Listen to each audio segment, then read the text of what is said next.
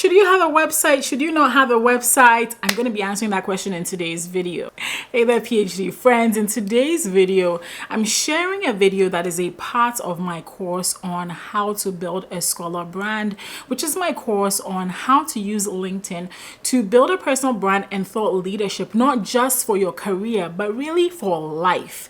LinkedIn has been incredible for me as a person. It's helped me not only get into careers that I wanted, but I've also been invited to speak at places like Oxford University and Johns Hopkins and Temple University. And at this point, I've spoken at so many organizations. Most of the time when people reach out to me, I ask them, where did you find me? And the answer about 95% of the time is I found you on LinkedIn. And some of those speaking engagements have been paid.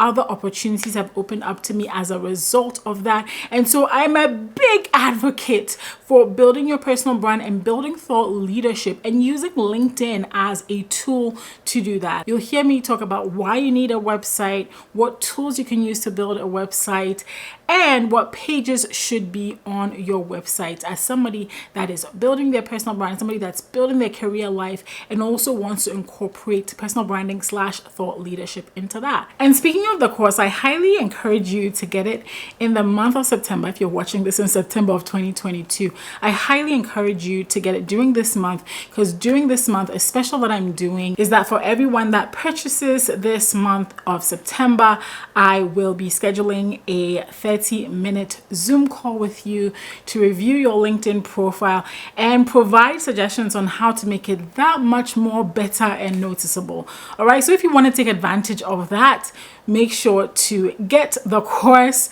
this month, September of 2022. Let's jump right into the video. Should you have a website?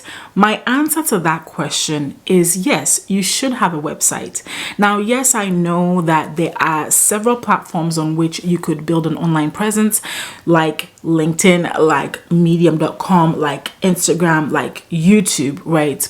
The truth is that you own none of these platforms. If LinkedIn decides to fold tomorrow, all your content goes with them, unless of course you've backed them up or saved them somehow.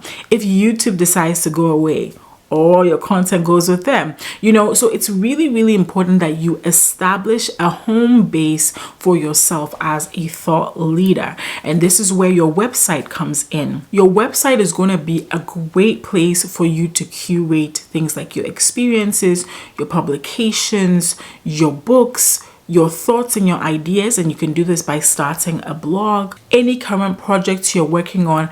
I really do believe that having a website is just like having a home base, and then your social media accounts are like having embassies. So your Twitter account, your LinkedIn account, your YouTube, those are your embassies outside of your home base. Ultimately, you want to bring people back to your home base for them to find out more about you. So don't neglect it. I highly recommend having one. And thankfully, these days, building a website is not as complicated as it used to be. There are a few products I'm going to recommend, all right, for hosting of your website.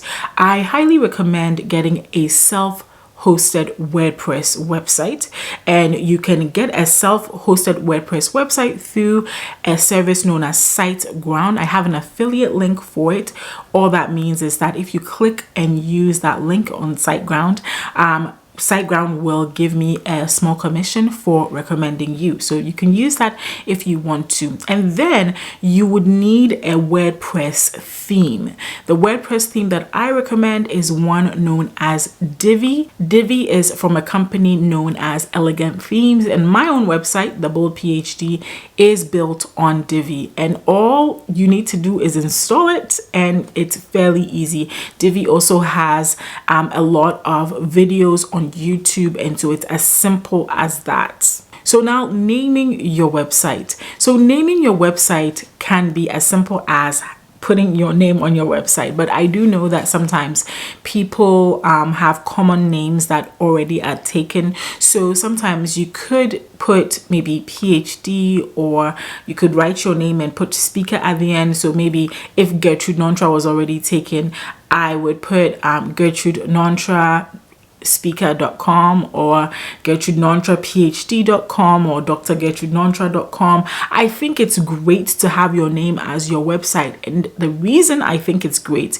is because if your brand changes, if a particular brand you're running changes, okay, you can change with it because it's your name. So I have gnontra.com and that's my writing website. But if I decided to change that to something else, right? If I decided I didn't want to talk about writing tomorrow, I wanted to talk about fashion, yes, I would lose that whole audience that came to follow me because of my writing. But I would also gain people that were interested in fashion, and I wouldn't have needed to buy a new website. The Bold PhD I do run as a complete separate brand, and so that's why that has its own brand name. And you can do the same thing. You have different websites for different things, but I find that when you have a website that has your name, it just is much easier for you to control. When you have your own website, you can also update it whenever you want. You can add it to business cards, you can add it to signatures, you can do whatever you want with your own website. And so really there is nothing to lose and everything to gain from having your own website as an academic and as somebody that wants to establish thought leadership. So yes, I highly recommend that you have your own website. So what pages should be on your website? Okay, the first page I'm going to recommend is to have an about page. And of course, like the name suggests, this is a page where you're talking about you, right? You're talking about